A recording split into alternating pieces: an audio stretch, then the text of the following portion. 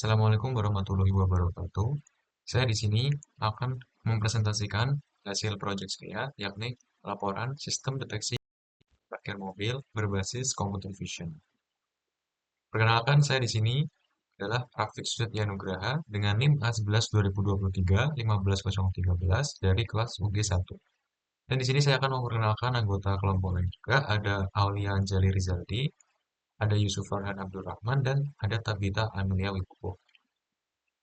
Di sini latar belakang kami membuat proyek ini adalah pertumbuhan besar jumlah kendaraan, khususnya mobil, itu akan menyebabkan keterbatasan lahan parkir, kemacetan, dan waktu yang terbuang untuk mencari slot kosong. Nah, solusi untuk mengatasi masalah ini adalah kita akan mendeteksi kendaraan dan akan mendeteksi juga parkir yang akan dicarinya untuk mendeteksi slot kosong itu. Dan teknologi itu akan dibantu oleh dengan YOLO versi 8 dan model dari CNN. Semoga sistem ini akan memberikan informasi parkir secara real time, efisiensi, dan mendukung konsep smart city. Rumusan masalahnya adalah yang pertama, bagaimana merancang sistem pendeteksi kepadatan parkir tanpa perlu pemantauan manual. Dan yang kedua, bagaimana penerapan YOLO dapat digunakan untuk mendeteksi kendaraan secara akurat dan cepat. Dan yang ketiga adalah bagaimana penggunaan CNN dengan triple loss dan Gaussian distance untuk membedakan identitas kendaraan agar sistem yang tidak mendeteksi sama secara berulang. Tujuannya, yakni adalah sistem monitoring dapat menampilkan tingkat kepadatan kendaraan secara otomatis. Dan yang kedua adalah implementasi YOLO versi 8 sebagai algoritma utama untuk deteksi keberadaan mobil dengan akurasi dan kecepatan yang tinggi. Dan yang ketiga adalah menerapkan CNN dan triple loss dan constant distance untuk menghasilkan ID untuk setiap mobil yang akan di-tracking. Kemudian ada metodologi penelitian.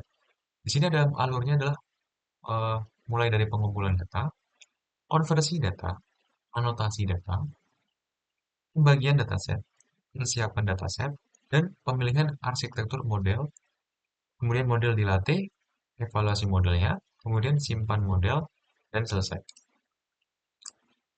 Data understanding. Dataset itu diambil dari cuplikan video area parkir dengan berbagai sudut dan kondisi cahayanya. Kendaraan dianotasi otomatis dengan RoboFlow, sedangkan slot parkir kosong itu diatasi manual dengan menggunakan Python dan OpenCV berbentuk poligon 4 titik. Semua notasi dapat disimpan dalam format JSON, lalu dikonversi ke .txt agar sesuai dengan format YOLO versi 8. Dataset ini bisa bersifat supervised untuk mendeteksi kendaraan dan slot parkir otomatis, serta mendukung pelacakan antar frame dengan CNN yang datanya itu akan dibagi menjadi 96% training, itu sekitar 2040 gambar, 3% validasi, itu sebanyak 60 gambar, dan 1% itu buat testing, 30 gambar agar model itu dapat mendeteksi dengan akurat, konsisten, dan terhindar dari overfitting. Hasilnya, yang pertama di sini adalah project deployment kita adalah folder dari VS Code kita. Di sini ada berbagai macam folder dan tipe file. Dan yang pertama, di sini adalah anotasi yang berfungsi untuk sebagai menyimpan anotasi parkir yang kita buat di Python tadi. Dan isinya itu bentuknya JSON. Kemudian ada folder cropped dataset. Ini sebagai bahan raw agar si CNN tadi itu bisa ngeproses datanya. Dan yang ketiga ada folder model yang berisi correlation to PT. Ini adalah eh, model yang sudah dilatih dari YOLO versi 8. Dan yang kedua adalah embedded triple plot PT. Ini sebenarnya adalah fungsi model dari CNN yang sudah dituning menggunakan triple loss function. Dan selanjutnya langsung saja kita langsung ke preprocessing. Yang di sini adalah ada file Carbobox, yaitu file yang sebagai deteksi mobilnya, crop image untuk memotong image sesuai cropan boxnya tadi. Dan ketiga ada label slot, inilah fungsi untuk deteksi logic parkirnya. Kemudian ada visualisasinya yang menampilkan logiknya dari label slot agar ditampilkan di video. Kemudian di sini ada .py, ini adalah tampilan UI sekaligus ada logic untuk memasukkan video, menghubungkan video nanti dengan G Drive-nya. Di sini intinya jantungnya dari Streamlit. Dan yang di sini ada CNN ResNet ini sebagai eh, mengambil model dari CNN-nya. Kemudian ada tracking.python-nya. Di sini adalah untuk menggunakan Kalman Tracker karena kita di sini tidak hanya memakai CNN, namun kita juga menggabungkan CNN dengan Kalman Tracker. Dan yang ketiga, yang terakhir maksud saya, di sini adalah trainexam.python. Di sini adalah tempat di mana CNN itu kita panggil dan kita latih menggunakan triplet loss function. Jadi kita tuning agar eh, hasil yang diharapkan dari CNN itu lebih baik daripada hasil raw-nya. Dan di sini merupakan tampilan aplikasi kita, sangat sederhana, dengan adanya judul, kemudian pilih video parkiran, dan di sini ada eh, video yang ingin dipilih, kemudian ada tampilan video yang dipilih tadi, kemudian ada pilih waktunya untuk deteksinya, dan ada tombol cari parkir sekarang. Nah, kemudian persiapan library, terlihat jelas banyak library yang kita pakai, ada Streamlit, Torch, Ultralit Tracking, ResNet, dan berbagai macam library yang sudah ada. Nah, di sini bagaimana cara yang kita mendapatkan video ini? Karena kan kita kan tidak ada sistem upload video. Makanya di sini kami hubungkan video yang mau dicari itu sudah ada pada Drive. Jadi kita tinggal panggil saja istilahnya gitu. Karena di sini kami juga manual ya, soalnya buat anotasinya kita sudah manual. Jadi maka dari itu, dari video yang kita buat, ya otomatis eh, anotasi yang parkir yang kita buat juga harusnya sama gitu. Dan di sini memakainya tadi ya, hasil dari itu tadi. Nah, kemudian yang paling pertama, step pertama kita buat adalah membuat atau melatih model YOLO-nya. Di sini saya menggunakan YOLO versi 8 dan aku sudah train dengan dataset itu sebanyak 2.700 gambar. Kemudian kita latih menggunakan YOLO versi 8 ini dengan epoch 110. Dan di sini dia akan menghasilkan model akurasi sebesar 91% dengan confusion matrix sebagai berikut. Jadi dari 3.000 gambar tadi, yang terdeteksi adanya mobil, di situ ada 11.000 mobil dari 2.000 gambar parkir itu. Dan di sini penjelasan Python yang tadi, Carbobox PY, ini adalah hasil eh, model. Di sini ada modelnya. Jadi kita pakai modelnya, kita ambil videonya, kemudian kita pakai untuk menerapkan kotak dari mobilnya tadi. Contohnya seperti ini. Jadi yang kita highlight sebenarnya dari mobilnya saja dengan ada apa namanya biru-biru seperti ini. Kemudian kita masuk langsung ke logika trackingnya. Nah, bagaimana sih cara mobil itu kita bisa deteksi dengan ID? Nah, ini adalah salah yang sangat penting, apalagi kita menerapkan di computer vision ya. Dan di sini kita menggunakan yang pertama adalah tracking menggunakan CNN ResNet. Nah, di sini fungsinya CNN itu adalah mengubah visual dari image itu menjadi vektor ya. Jadi di sini kita mempunyai kelas yang bernama extract feature from the box. Jadi hasil the box yang tadi kita ambil. Kemudian dari CNN dia tuh mengolah gambar tersebut ya. Contohnya gambar seperti ini itu diubah menjadi vektor embedding. Dan di sini menggunakan 128 dimensi. Jadi setiap eh, ada foto seperti itu akan diambil dari CNN-nya itu kayak fitur-fiturnya visualnya. Misal di situ kan ada gambar kaca, ada warnanya. Nah, itu bakal diolah semua dari CNN itu untuk diolah menjadi satu vektor agar identik gitu. Nah, setelah kita dapat satu mobil itu, dapat data vektornya, kemudian kita buat eh, bagaimana sih caranya agar si mobil yang tadi setelah frame tersebut itu bakal ID-nya itu emang sama gitu. Jadi kita buat yang namanya setiap frame itu kita akan buat vektornya. Nah, kan udah ada dua vektor kan berarti dalam dua frame itu kan. Kemudian kita pakai yang namanya tuh cosinus similarity. Jadi fungsinya kosin itu sebenarnya hanya membandingkan vektor dengan vektor ini. Nah, apakah itu mirip? Dan itu akan dihitung memakai cosinus similarity. Jadi misal vektor ini kan vektor satu, anggaplah seperti itu. Terus kita generate lagi frame-nya, itu bakal ada mobil seperti ini lagi kan harusnya. Maka dari itu, mobil itu diekstrak lagi, ya, dan akan dibandingkan dengan vektor yang sebelumnya. Dan kalau misal iya, maka vektor yang baru tadi yang sebenarnya ID yang sama itu, nah vektor yang sebelumnya itu bakal dihapus dan vektor yang baru itu akan ditetapkan menjadi ID yang sebelumnya. Jadi seperti itu konsepnya. Kemudian karena CNN itu perlu tuning lagi ya karena vektor yang dihasilkan itu karena kan kita datanya banyak di bagian mobil. Jadi kita perlu tuning lagi agar vektor tersebut memang akurat. Nah, kita menggunakan triplet loss function. Nah, di sini eh, panjang ya. Intinya dia ada membandingkan memakai angkor-angkor seperti itu. Kemudian hasilnya itu akan menghasilkan mod, eh, version model seperti mobil deteksi mobil tadi. Namun di sini memakai embedded duplicate. Nah, selain CNN, kita akan menggunakan Kalman Tracker. Dan di sini eh, bedanya dengan CNN tadi, yang kalau CNN tadi itu mengekstrak visual agar dihasilkan vektor. Nah, kalau di sini dia menggunakan cara lain yakni prediksi arahnya. Nah, karena pada Kalman Tracker dia kan sudah tahu ID